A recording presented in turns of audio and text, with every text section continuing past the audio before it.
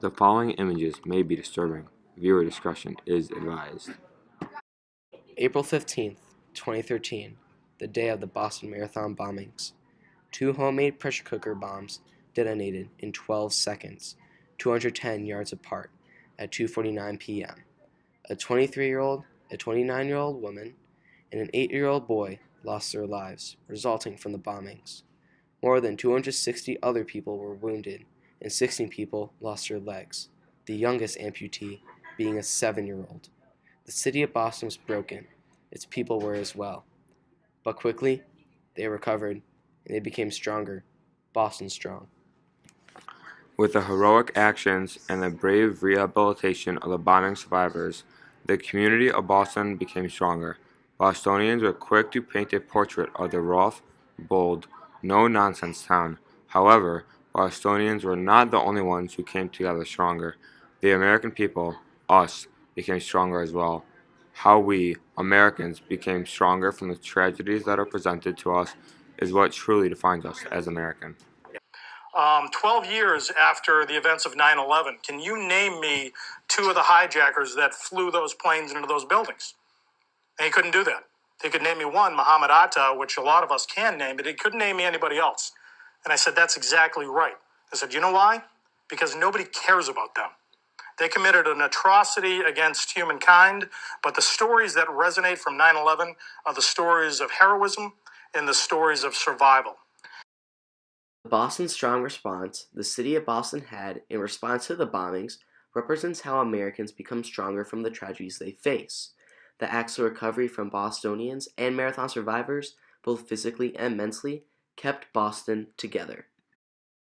Boston Magazine writer and witness of the bombings, Jason Clements, reported that on the campaign trail back in 2016, the man who would become our current president sowed the seeds for his travel ban with the argument that the bombings wouldn't have happened if the U.S. had refused the Sarna family's immigration. When he announced the ban a mere week into his presidency, Boston rallied against it, rioting Copley Square, where thousands of activists essentially announced that they are not afraid and that they understand the marathon bombs were detonated by a sociopath and his impressionable brother. Jillian Rennie, an assistant buyer for Bloomingdale's, nearly lost her leg at the Boston bombings. The blast from the bombs tore her right leg, and she was rushed to Brigham and Women's Hospital. Doctors used tissue from her abdomen to keep blood flowing through her leg, and they used a stabilizing rod to hold the bone in place. And as the months passed, it became clear that Rennie's leg could be kept intact. To thank the doctors that saved her, Rennie and her family established the Jillian Rennie Stepping Strong Fund, which raised $13.5 million since 2014 to support trauma research.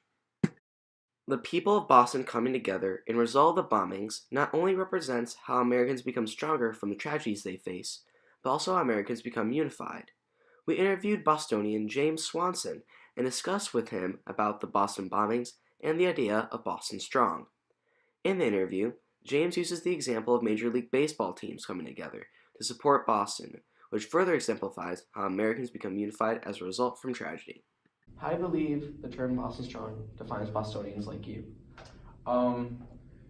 It's kind of a unity thing. The whole city came together after that. I remember all the sports teams, and it was kind of just like Boston became a big family after that. Now, a follow-up question with that. How do you believe Boston Strong sort of defines Americans? I remember some of the MLB teams like coming together and uniting with like the Red Sox, for example, and it just kind of showed like how all cities kind of came together with America and how we all came together and united after a tragedy. Boston rose from the bombings and proved to become stronger. Americans did this as well. However, Americans can feel weaker and sometimes devastated from tragedies. This is Yusuf Edefali, a friend of Jahar Sarnef, one of the 2 men who committed the Boston bombings.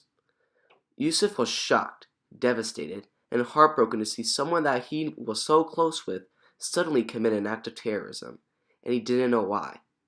His constant paranoia caused him to lose sleep, eat less, and fail his classes. Eventually, he got back on his feet.